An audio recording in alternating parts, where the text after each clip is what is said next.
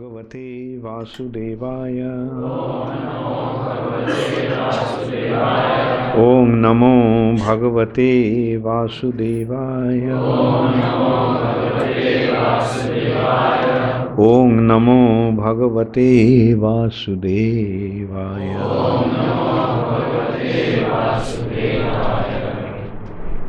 Narayanam Namaskritya Naran Chaiva Narottamam Deving Sarasating Vyasam Tato Jaya Mudiraya Nashtaprayeshu Abhadreshu Nittang Bhagavata Sevaya Bhagavati Uttama Shloke Bhakti Bhavati Naistiki.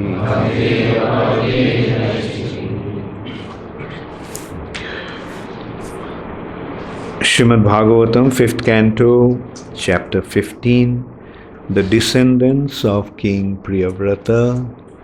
I was just saying, text 2 has been written on the board, but until text 4 there is no purport.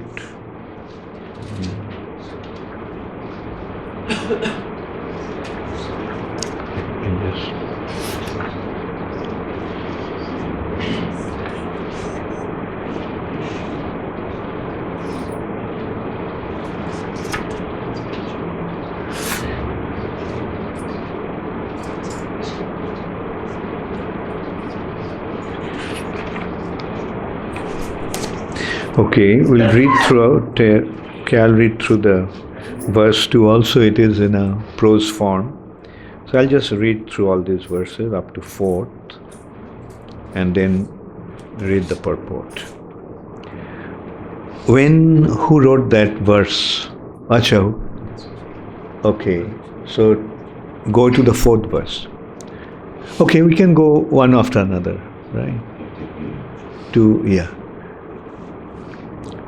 Tasmād vṛddha-senāyāṁ devatājin-nāma putro abhavat. From Sumati, a son named Devatājit was born by the womb of his wife named Vṛddhasenā.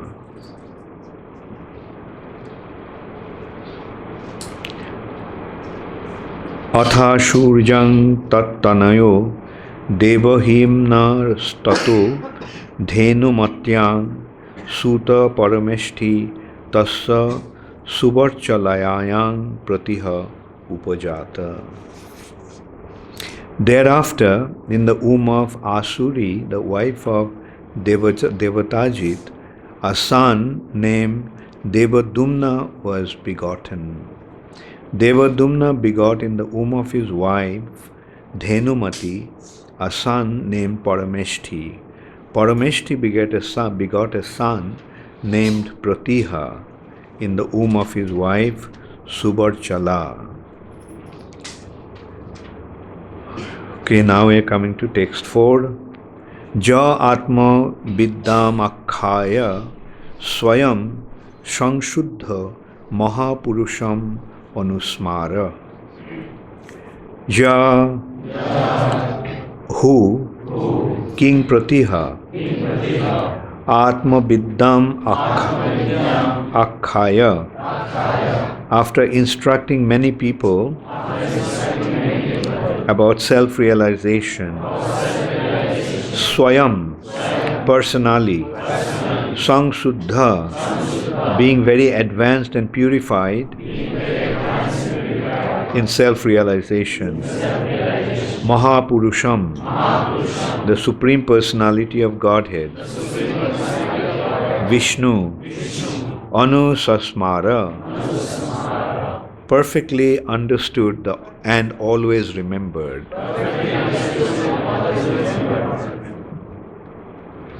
Translation by His Divine Grace, Srila Prabhupada. King Pratiha personally propagated the principle of self-realization. In this way, not only was he purified, but he became a great devotee of the Supreme Person, Lord Vishnu, and directly realized him. Purport by Srila Prabhupada. The word anusasmara is very significant.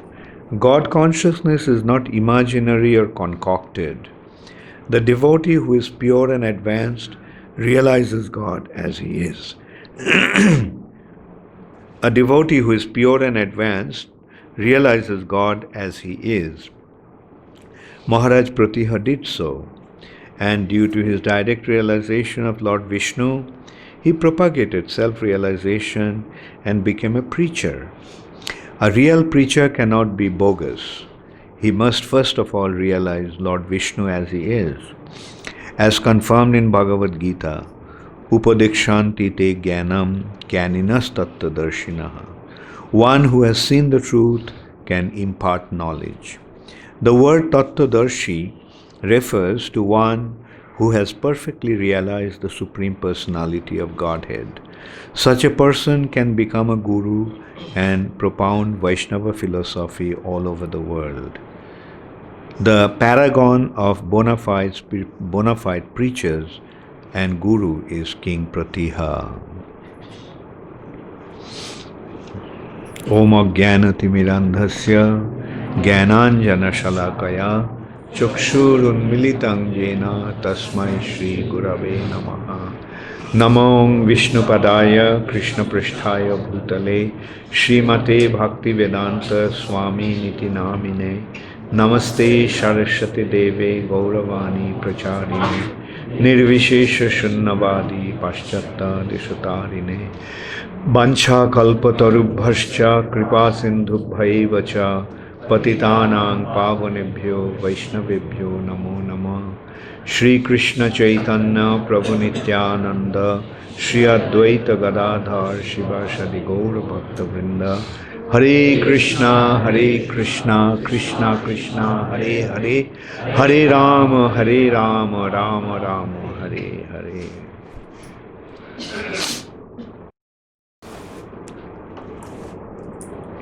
Ja Atma Vidyam Akhaya Swayam Sangsuddha Mahapurusham Anusasmara. King Pratiha personally propagated the principles of self-realization. In this way, not only was he purified, but he became a great devotee of the Supreme Personality of Godhead, Lord Vishnu, and directly realized him. So Prabhupada is emphasizing the word anusasmara. Prabhupada is saying the word anusasmara is very significant. God consciousness is not imaginary or concocted. So that is a very important thing to remember. That anusasmara, one must become God conscious. Like one should perfectly understand. The word anusasmara has been translated by Prabhupada as one who perfectly understands and always remembers who? The Supreme Personality of Godhead. Smaran. Smaran means remembrance. Anu means following. Anusasmara. Remembered.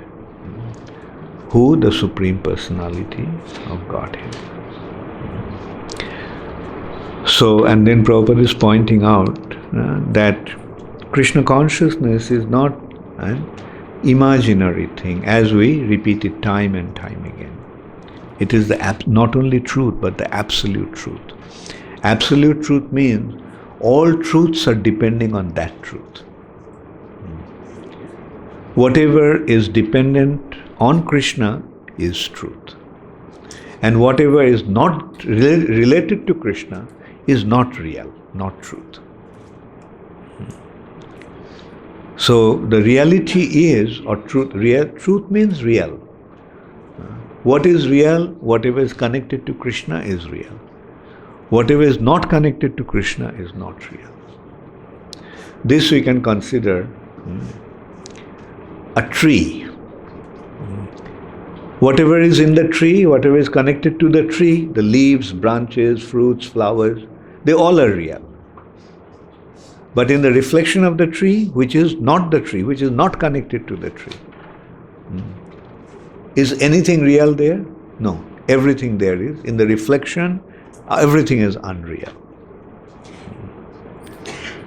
So that is the simple way to understand. And sometimes I also bring out that mathematical concept of infinity.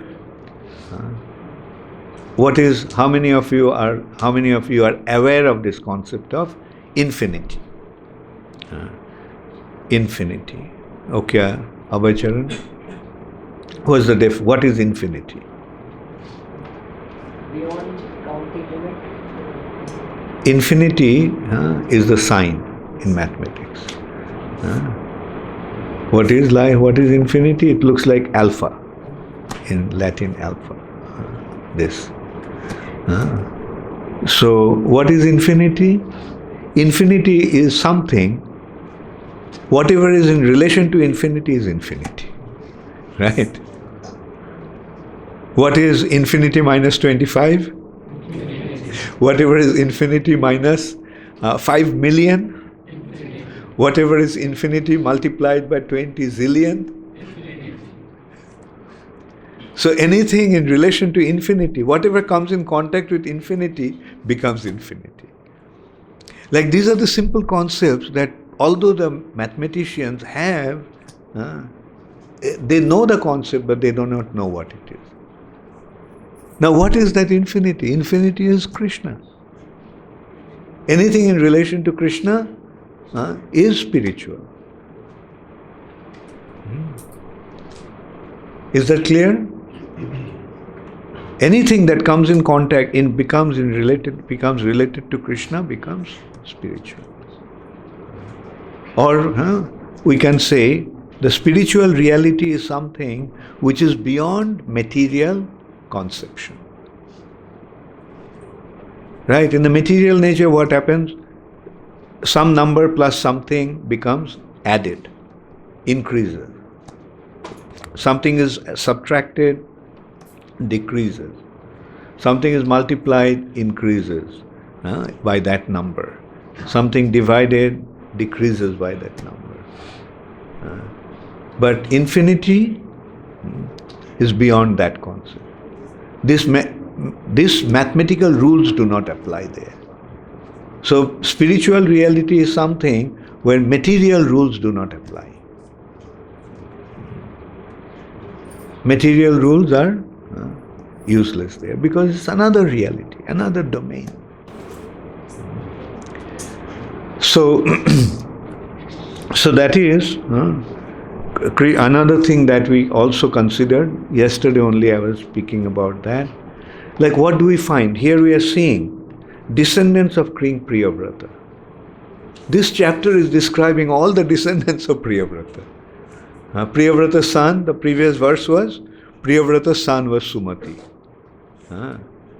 Then Sumati, what was the specialty about Sumati's character? What was so striking about Sumati's character, outstanding about Sumati's character? That Sumati became like his grandfather. Who is his grandfather? Rishabdev. What was Rishabdev like? He was an abhavat. So Sumati also, although he is the son of a king, although he was a king, he became an abhavat. Meaning, he started to behave like a madman. He left everything, and madman means he didn't have any external consciousness. His consciousness was always at the feet of Krishna, or in remembering Krishna, or in Krishna consciousness. Therefore, he didn't have any material consciousness. So, then we are in this verse is giving 4 generations after that. Sumati's son was Devatājit. Devatājit's son was deva-dyumnaḥ. And deva-dyumnaḥ's son was Parameshthi. And Parameshti's son was Pratihha. And then Pratihha's son was, and now it's the description of Pratihha, and then there will be description of Pratihha's son. And not only the father's name is mentioned, even the mother's name is mentioned.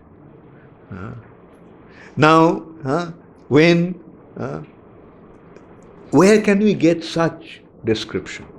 In history. We know who was Aurangzeb, who was Aurangzeb's father, Shah Jahan. Who was Shah Jahan's father? Humayun. Who was Humayun's father? Akbar. Who was Akbar's father? Babur. At least up to that much we all know. But when you read some fiction, say Superman. How many of you know Superman? And do you know who is Superman's father? I think it gives there. He comes from another planet. His father and mother was described, and he somehow landed on the Earth planet. And anyway, whatever it is. Okay, at the most we can get the name of Superman's father. Who is Batman's father? Who is Spider-Man's father? So like that, we may get at least the name of the father, but nothing beyond that. But here, what do we get? We are getting it all the way from Lord Brahma. Like for example, Lord Brahma's son was Swayambhuva Manu. Swayambhuva Manu's son, he had two sons, Priyavrata and Uttanapad. Then who was Priyavrata's son? The descriptions are coming here in this chapter. Is coming in this way to Dhruva Maharaj. Anyway, so we get the whole genealogy. So this is how we become convinced that these are real. Do we know who is Prabhupada's father? We know. And if we go, then you'll find Prabhupada's grandfather's name, Prabhupada's great-grandfather's name. Especially, the illustrious families have their genealogy in this way. And even in our family we find that. So that's why Prabhupada is pointing out that whatever has been mentioned in the scriptures are absolute truth. They are dealing with absolute truth. No fictitious concepts here. And then Prabhupada is pointing out Pratihha's character. What was Pratihha? Obviously he was the son of a king. So he became the king. The eldest son always becomes the successor to the throne. But what happened to Pratihha? Pratihha also was a devotee of the Lord. And that was the outstanding characteristics of those kings. They are not ordinary kings, they are Rajarshis. They are actually sages at heart, but assuming the role of a king. Acting as a king, but they are sages. Sages means, who is a sage? Person with long hair and matted hair and long beard, that is the sign of a sage? What's the sign of a sage? What's the sign of a Mahatma? A devotee of the Lord. Like Yudhishthir Maharaj, another Rajarshi. Imam Rajarshayo Bidu. In Bhagavad Gita, Krishna is saying that this knowledge was flowing in the line of Rajarshis. One Rajarshi to the other Rajarshi, his son. His son to his son. In this way, through the Rajarshis, the knowledge was flowing. But when there is no Rajarshi, Sakalene mahata yoga nashta paramata. Then the line was that knowledge, the line of disciplic succession was broken. So, the first thing that we understand that those days, all the kings were saintly kings, Rajarshis. And so here we are seeing the wonderful characteristic of King Pratiha. Pratiha was, he personally propagated the principle of self-realization. What is the principle of self-realization? What is the principle of self-realization? Principle of self-realization is Krishna consciousness, God realization. We can look at this concept of self-realization. Okay, sun is there and your back is at the sun. How will you see yourself? How will you see yourself? You'll see the shadow.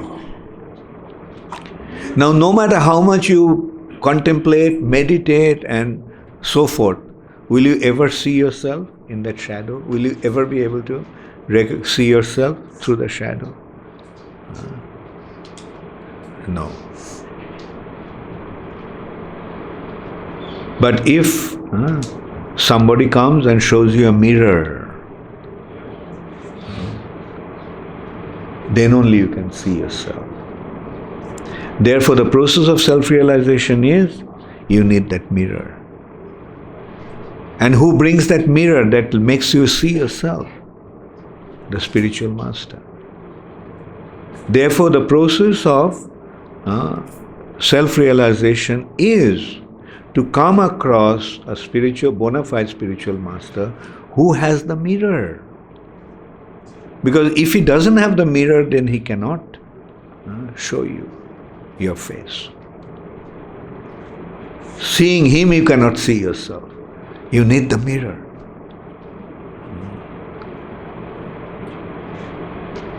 And in order to see that mirror, you need the light. So the mirror has to reflect the light of the sun. Okay, then what happens? Then do you contemplate on your shadow anymore? Then what happens? Then you recognize yourself. And then you turn your face from the shadow towards the sun. That's what the spiritual master does. He makes you see yourself. The process of self-realization is therefore Krishna consciousness. Besides Krishna consciousness, there is no way of realizing the self. And I can tell you one thing, you can try it out. There are so many so-called Babas and Yogis and so forth. You come across their books. But when you read their books, now how do you feel? They don't know anything. They're speaking so eloquently. So many people are following them. But they do not know anything. They do not know anything because they are looking at their shadow. They don't even see their own face. What to speak of seeing, getting the light of the sun.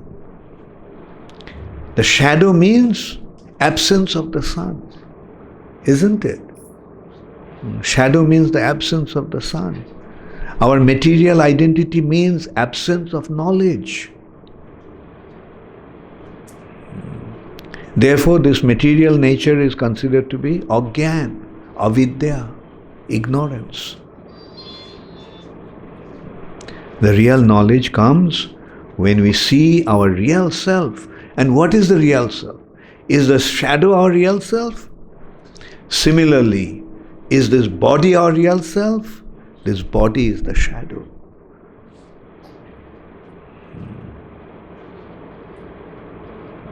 Therefore, transcending the body, we have to recognize our spiritual identity. That is the real knowledge.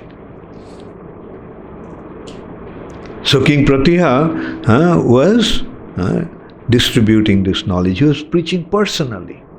He was a king and he was telling his citizens what is the way of self-realization. And the way of self-realization, as Prabhupada is saying, is Krishna consciousness. Unless you are Krishna consciousness, there is no way of knowing who you are. These so-called Brahmavadis, Mayavadis, they're just they're uselessly wasting their time.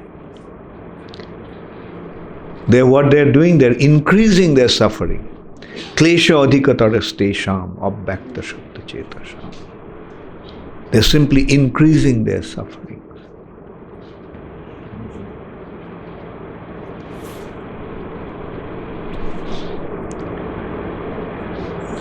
So this is how we have to see. In the light of ignorance, we have to see what real knowledge is. So this is how gradually we become situated in knowledge. Okay, this is the shadow. Should we contemplate on this shadow? Should we try to see the light through the shadow? No. The process of seeing the light is opposed to the shadow, because the shadow is the ignorance, shadow is the darkness. And the spiritual master imparts that knowledge. First knowledge. That's your shadow, your real self is someone else. See yourself, here's the mirror.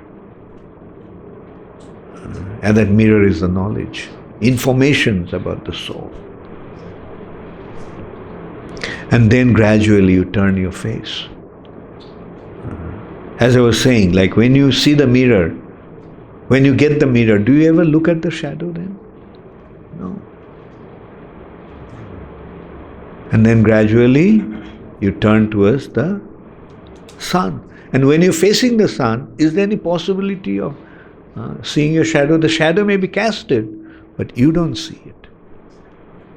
Similarly, the material body is there, but when you become Krishna conscious, you don't really become aware of the material body because you are situated in your spiritual identity. Others may see the body, others may see the shadow. And that's why they get the misconception. Oh, you're suffering, meaning, oh, your shadow is suffering. Your shadow has disease, your shadow has this, your shadow has that. But my dear sir, my shadow is beyond my perception. I am not seeing the shadow. I am seeing the sun. You are seeing the shadow. I am not seeing the shadow. Make sense? So this is how real Krishna consciousness is. And as I was saying, like in this world, so people are wasting their time in all kinds of mundane endeavors. They don't have the knowledge. And when we come to Krishna consciousness, everything becomes so clear. Like, I'll admit myself, like I knew about the concept of infinity mathematically, but it never occurred to me what infinity actually is. After coming to Krishna consciousness, I became aware of what infinity actually is. But all these mathematicians, so-called big Pandit, they don't know what infinity is. Because they are not going to accept another reality beyond this material nature. That's their problem. If they accepted that, then it would have become clear to them. And I think I have told to some of you, it's another interesting thing. I was in a flight. In one of the airports, I was just there waiting for the queue to open, to embark on the plane. Next to me was an European. I started to speak to him. So he told me he's from Switzerland and he's a scientist.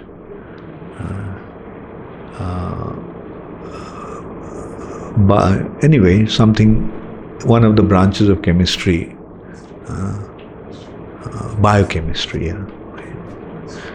So, biochemistry. So I just casually asked him, did it ever occur to you that?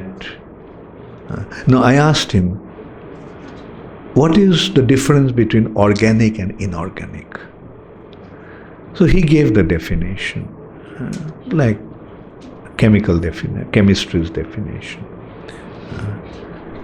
The organic is the substances that are generated from multiple bond of carbon.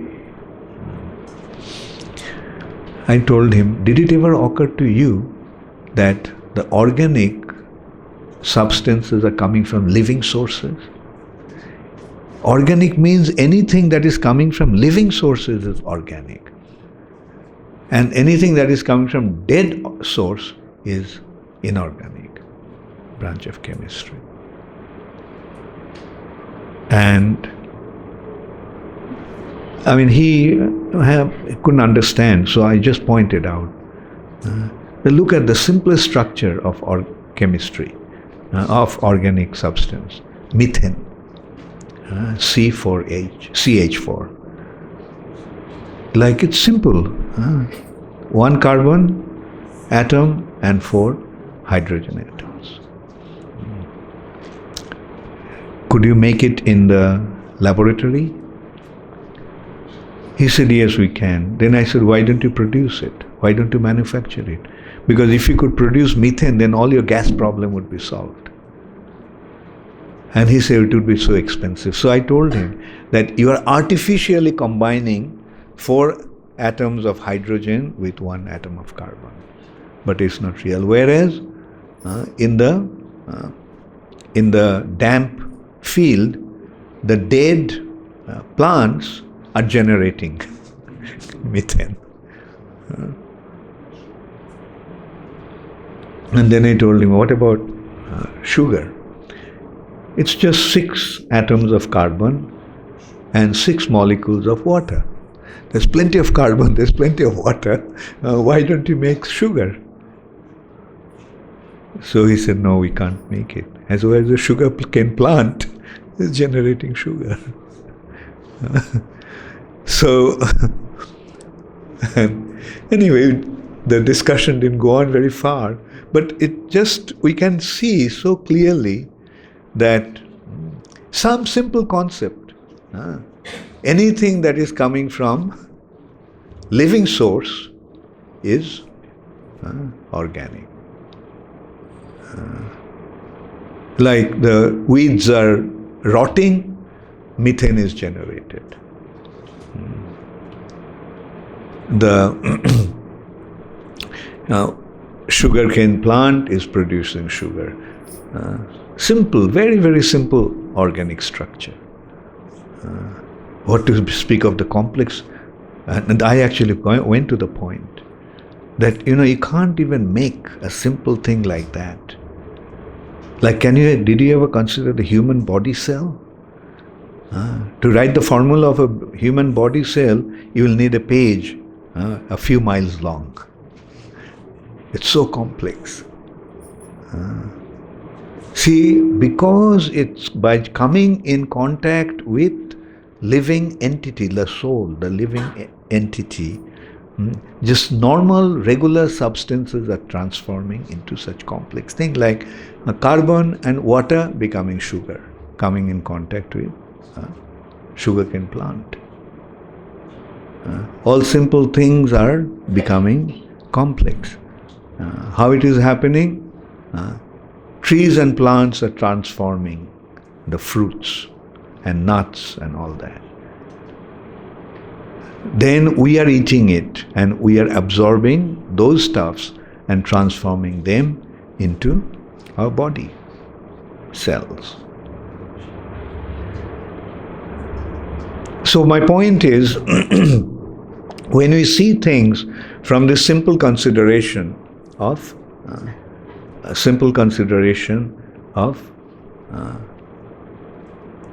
spiritual entity, spirit soul, living entity, spiritual reality, everything falls in place. Like in a jigsaw puzzle, you get the right thing and everything just falls in place. Therefore it is said, Jasmin Vigyate Sarvam Evam Vigyatam Bhavati. Knowing this, knowing which everything becomes known. That's what that is Krishna. That is Krishna consciousness. That is, you understand the spiritual reality and everything becomes known of this material nature. So, anyway, so in those days we can see even the kings used to impart the knowledge. The kings used to have the knowledge and they used to give the knowledge. Unfortunately, today's leaders do not have the knowledge, that's why they cannot impart the knowledge. And that's why they are misdirected themselves and they are misdirecting others.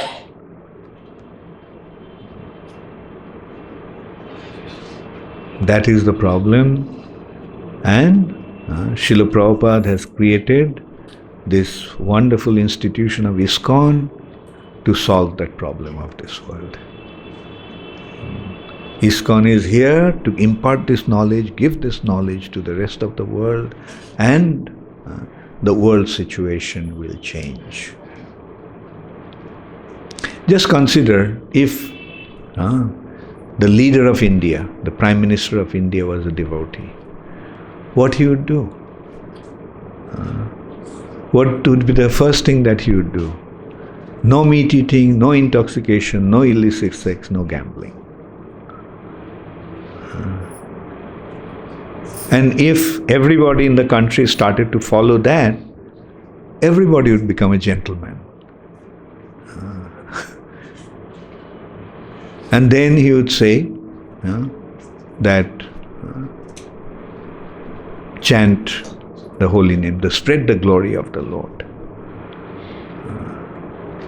So all the schools and colleges would be teaching them about Krishna. About all the schools and colleges would teach them the difference between the body and the soul.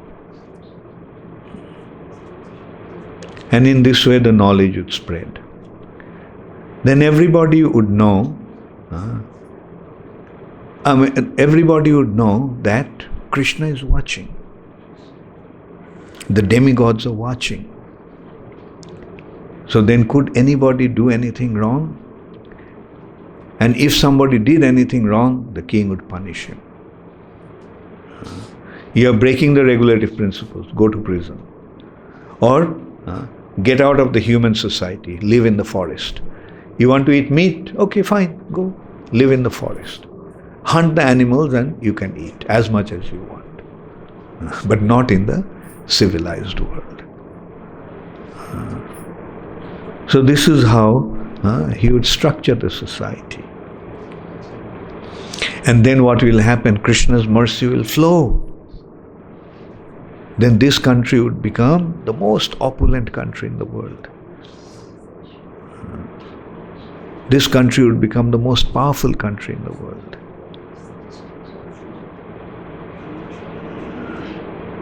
But unfortunately, democracy will not allow such a leader. Therefore, in order to have a Krishna consciousness kingdom, Krishna conscious state, democracy has to go. Democracy has to go. How it will go, I don't know. But Krishna can make the arrangement. Only thing is that we have to act on his behalf. If we sincerely start acting on his behalf, it will happen. And at least we know one thing. What we are going to do when these leaders are taking the world situation into a very critical condition. Just as it is happening in the Middle East, Syria, Iraq, and all those countries. Their terrorists have taken over. And as a result of that, everyone is running away. They're taking shelter of Europe. Here, some of the European countries like Germany, France. Then what will happen? The problem will show up in Germany, France, and other European countries.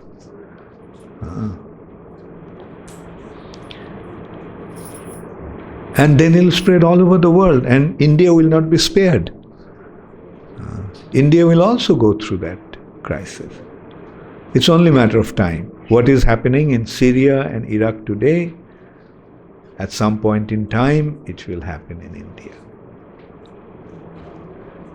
So in Syria, we see people are running away from their country and taking asylum, shelter in Germany.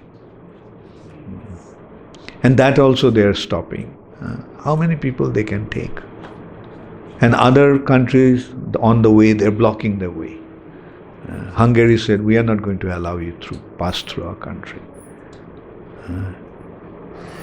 And in this way, the other different countries are blocking their way.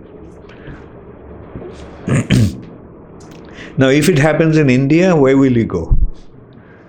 Can you go to Germany? Germany is, first of all, is too far off, too far away. And by the time it will be so saturated, they will, and as I said, like they themselves are facing the problem. The terrorists have taken over that country also. I'm just saying, I'm not trying to scare you, but I'm speaking about a possibility. So now, if it happens to India, where will you go? Pakistan? Bangladesh? Or the ocean? What's your choice? There's no way we can go anywhere. So how will you face the situation? That will be the time to follow the Yuga Dharma. Harir Nama, Harir Nama, Harir Nama iva kevalam. Kalau nasteva, nasteva, nasteva gatirannatha. Makes sense? So, we'll take up mridanga and kartal and we will go out on the streets and we'll chant. Let the terrorists come with their guns and machine guns and everything. We leave it up to Krishna how he will deal with that situation.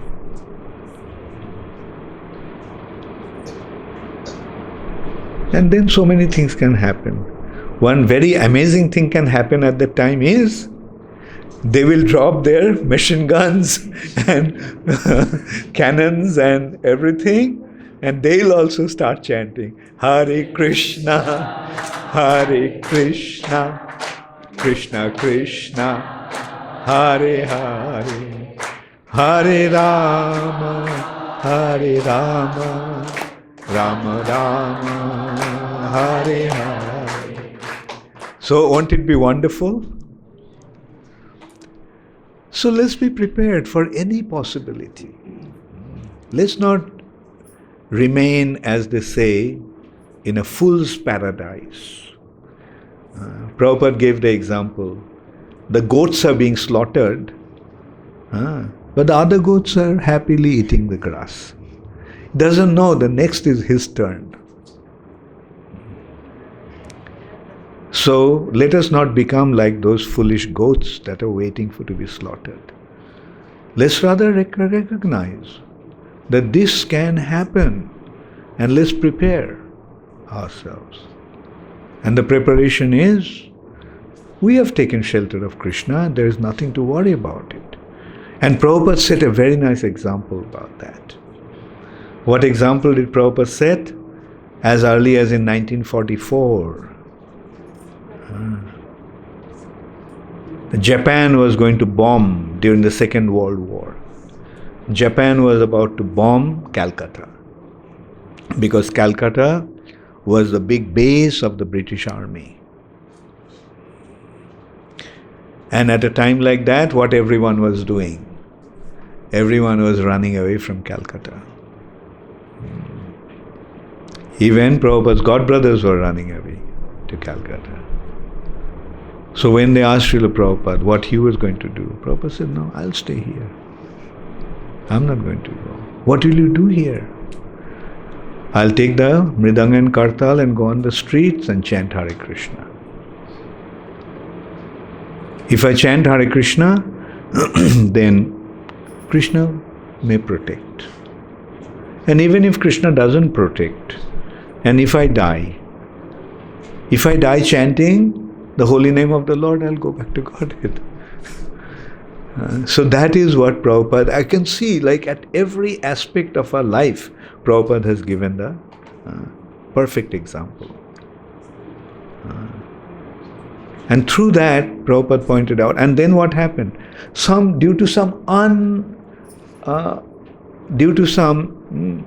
unknown reason, Japan decided not to bomb Calcutta.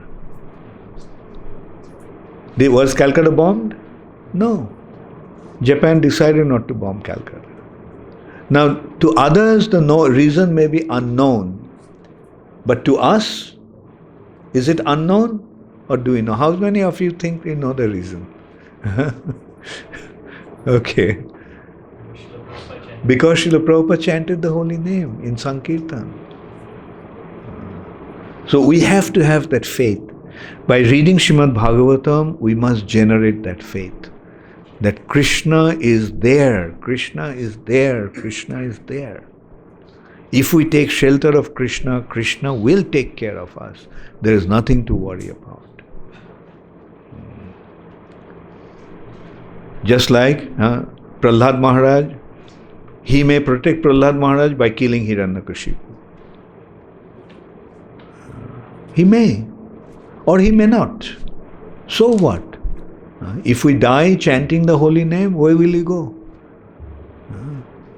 So let's face that situation, be prepared to face that situation by chanting the holy name. So that is what we are here for. Krishna consciousness is a real process that is teaching us how to face the most difficult situation. And what is the way to face the most difficult situation other than taking shelter of Krishna's lotus feet?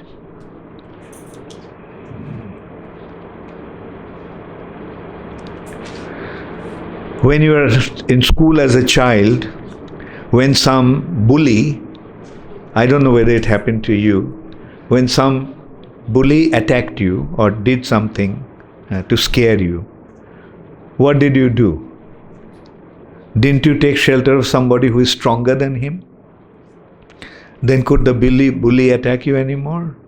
That person came and stood and said, look, if you act funny with him, then I will act funny with you. So he ran away. Now tell me, who is the strongest? Krishna. So let's take shelter of Krishna and let's not worry about anything else. Because we have the confidence that He will take care of us. He will protect us. He has given that assurance. Prabhupada pointed out, he made Arjun say it. Kaunteya pratijanihi name bhakta pranashyati. Why he got Arjun to say that instead of he telling it? Prabhupada pointed out, because Krishna sometimes breaks his promises. But Krishna never allows his devotee to break his promise. That's why Krishna made Arjun to say it. So Krishna has given us that assurance. Name bhakta pranashyati. My devotee will never vanquish.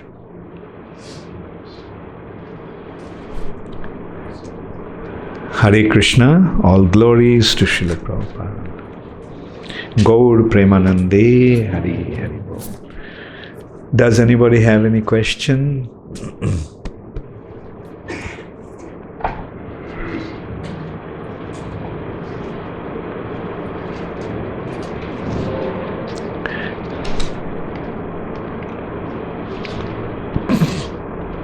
Where is Premavatar?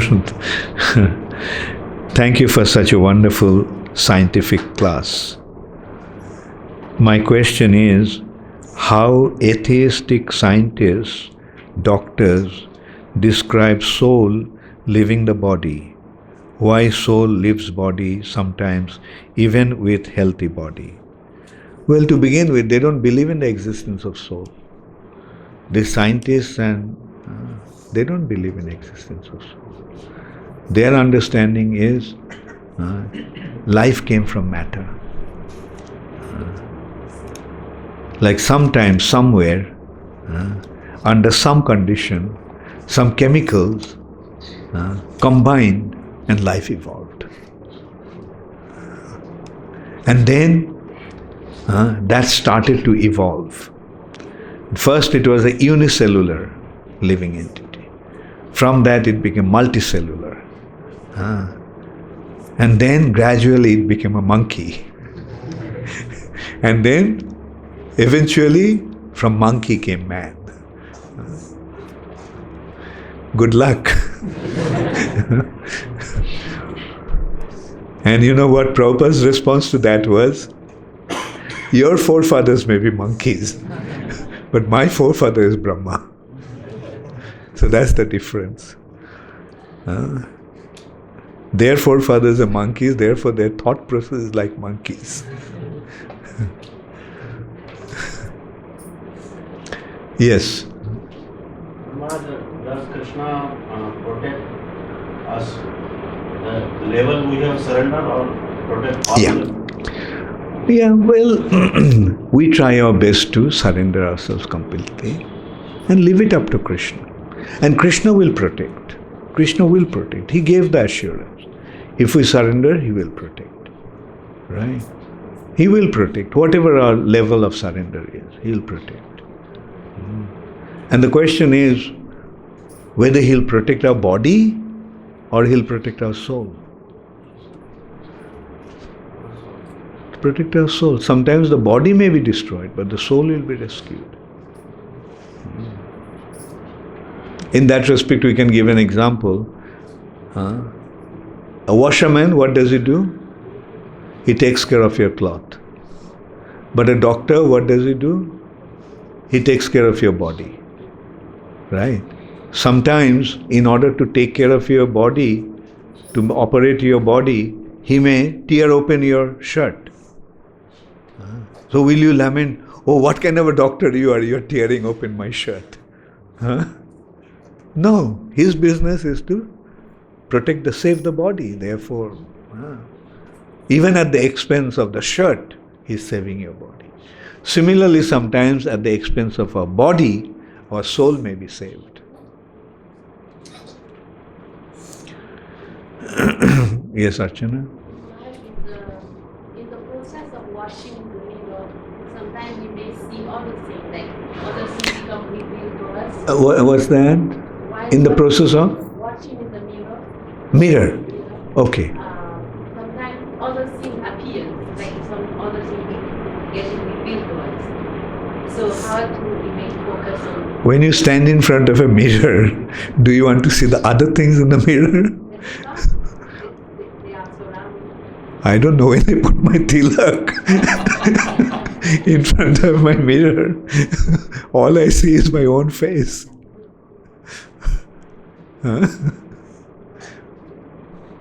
And to see other things, you don't need a mirror. You can turn your face and look at it. You don't need a mirror. But to see yourself, you need a mirror. Without that, there is no way. Right? Okay. Thank you. Yes, Jamuna Priya. When you were talking about infinity, and you were saying, infinity minus a certain number and then 5 million, and I just wondered, what about infinity minus infinity? Is that zero? Infinity. Yeah.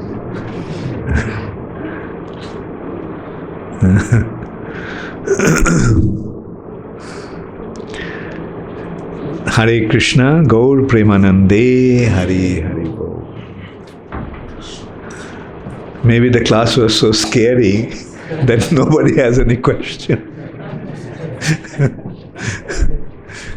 Did I frighten you with this class today? No. Actually, I'm preparing you for the worst. If sometimes some difficulty comes, then you will remember that. What I'm speaking today, at the time of difficulty, you'll be able to remember and act properly. If I don't tell you, you would know how to act at that critical moment.